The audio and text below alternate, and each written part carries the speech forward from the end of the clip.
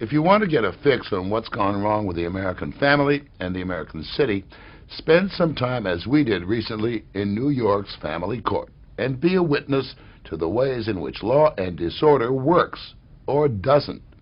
Stay long enough, you'll see it all. The battered child, the crack mother, the 10-year-old mugger, the burnt-out social worker, the nitpicking lawyer, all of them sloshing through the well-meaning swamp called the child welfare system.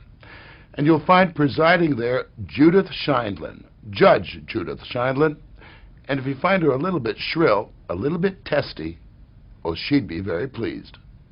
Unless he's in a hospital, he's to be in school. Clear, sir? This is not a legal game, counselor. This witness may not have a terrific memory, but I've got a very good memory, sir. You have a lot more questions? Good. Well, what do you want me to give him, a testimonial dinner? Thank you very much. Step out. She is a 5'2" package of attitude with a capital A. And pity the young lawyer who dares to question the judge's judgment. Well, are you suggesting, Miss Gutierrez, that if I placed him on probation, he would never go visit his mother? No, are you Judge. suggesting that? No, so Judge. So let's be real. To those who confront her, she is the evil queen in a lace collar. If that's too hard for you, sir, I guarantee you I will put you someplace where you're going to be in bed at 9 o'clock and at school every day. That's where the rest of your friends are. And she deals with legal procedures with a scalpel. So your objection's noted. It's overruled. Have a seat. No, listen to me. This is not a tea party.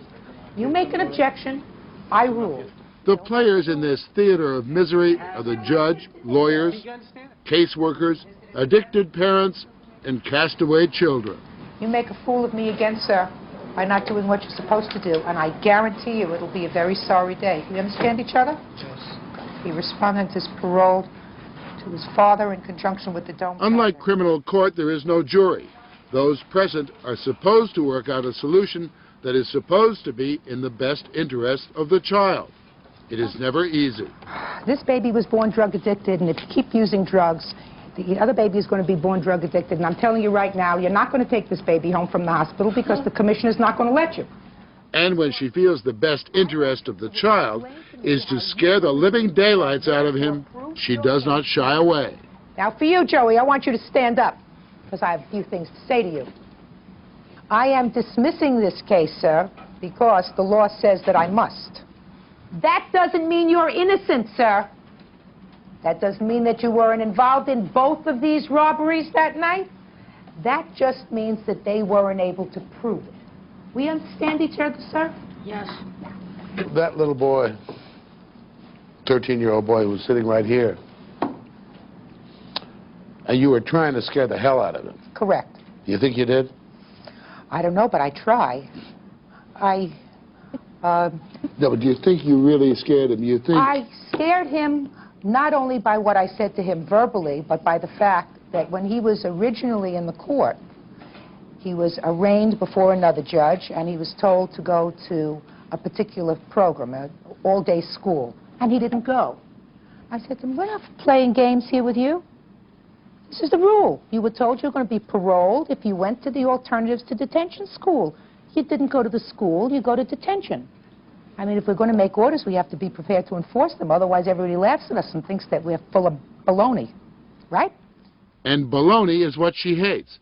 But lectures she likes a lot, likes to give them. And when a caseworker seems to be dragging his feet, there is the threat of nuclear response. Sir, you don't want me to have palpitations, do you?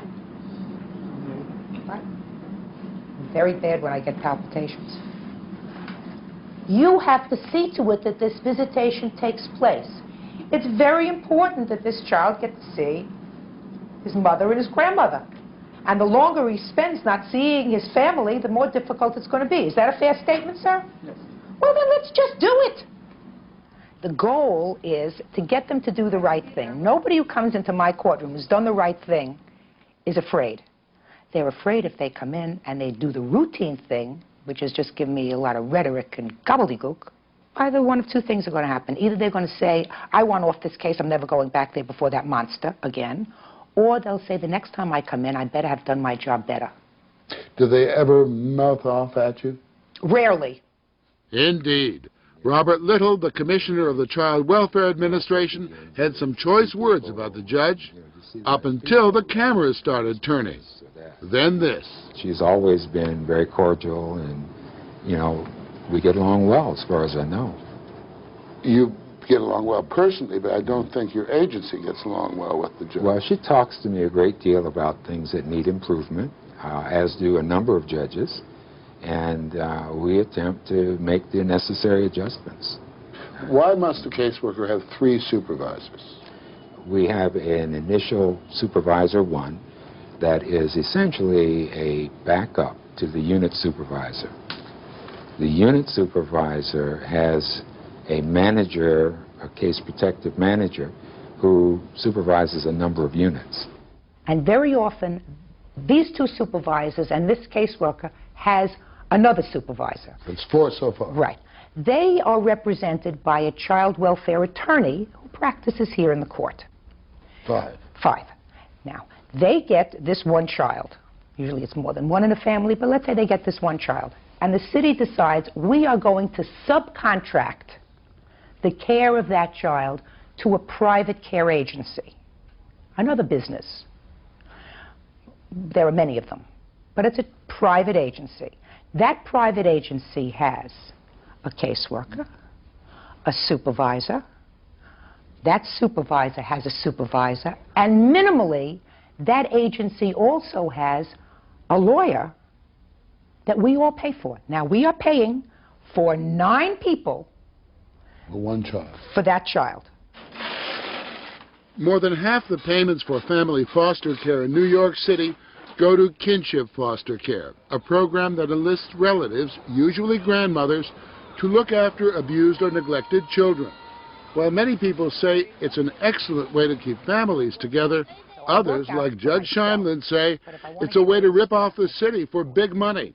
And she has a favorite example.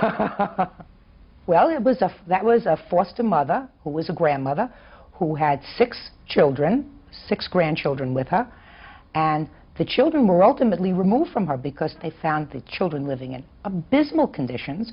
This lady had been receiving $3,000 a month from the city The grandmother. the city to take care of the grandchildren. And when I asked her, what were you doing with the money? Her response to me was, I bought a house in Puerto Rico. The judge says the system of paying a grandmother to be a foster parent, in theory, removing a child from a destructive mother, is an invitation for the whole family to cheat. That money is tax-free. Nobody monitors what's done with that money. Nobody monitors how it's spent.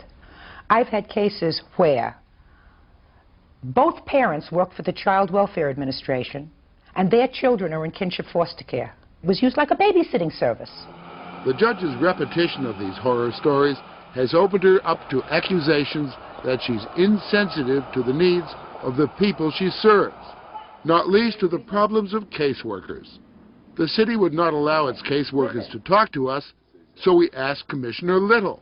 Part of Judge Sheindlin's problem with this agency is a caseworker comes in, often with as many as 3 or 4, an entourage of 3 or 4 people, of supervisors and a lawyer, and nobody in that entourage is familiar with the case. Well, I've always been open to the judge's constructive improvement suggestions and would continue to be so. But when they do come in like that, she beats up on them. I don't have any personal observations of that type of thing, but I do get a number of reports that suggest that they're not held in high esteem. New York City lawyers might feel the same after a session in Judge Sheindlin's courtroom. Mr. Wilger, because I run my courtroom, right? I know you run your courtroom. That's correct, I know all sir. too well The you run tail your doesn't wag the dog. So all I'm asking you is, do you want me to order new reports or whether we will use the old reports? Well, I just want to state my position, Your Honor. That's denied. My position That's denied. is that I believe That is, Mr. Wilger, when Mr. many Wilger, things were going into with my client. you want that new were reports? inappropriate, You want new and reports, I sir? believe that those are on this Oh, report. God in these almighty. reports, and I just... Just tell me what you want, old reports or new reports, and I'll give you whatever you want.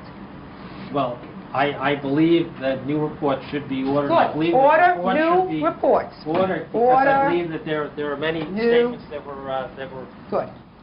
To Sheindlin, justice must not only be done and seen to be done, it must be seen to be done fast. Could you please move on, Miss Allen? I have about 20 other cases to do today, Counselor. Objections? Forget it.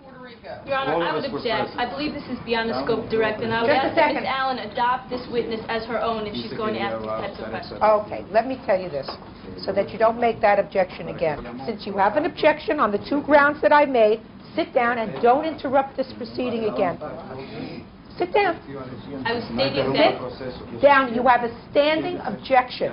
And if you want to state any other bases for your objection, I will direct that the reporter be here at 5 o'clock, because I have 30 other cases to do, and you can come in and put any ground that you want on the record. yes, Your Honor. Good.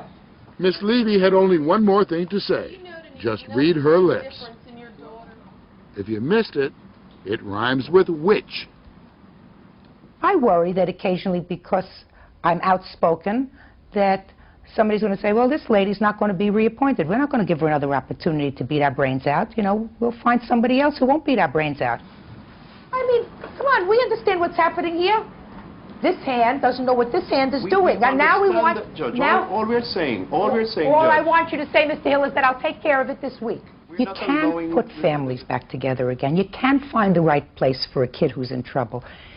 You can make a difference in the life of a family. And if you see a situation like that, and if you're not willing to commit yourself to breaking a sweat, then you don't belong in this business. Go to work in surrogates court. Everybody's dead over there. So much for her judicial colleagues. For 20 years, Judge Sheindlin has worked family court, first in the Bronx, now in Manhattan. She's the fastest judge in the system, nearly 300 cases a month, a judicial treadmill. She uses a real one in the gym where the machinery never talks back.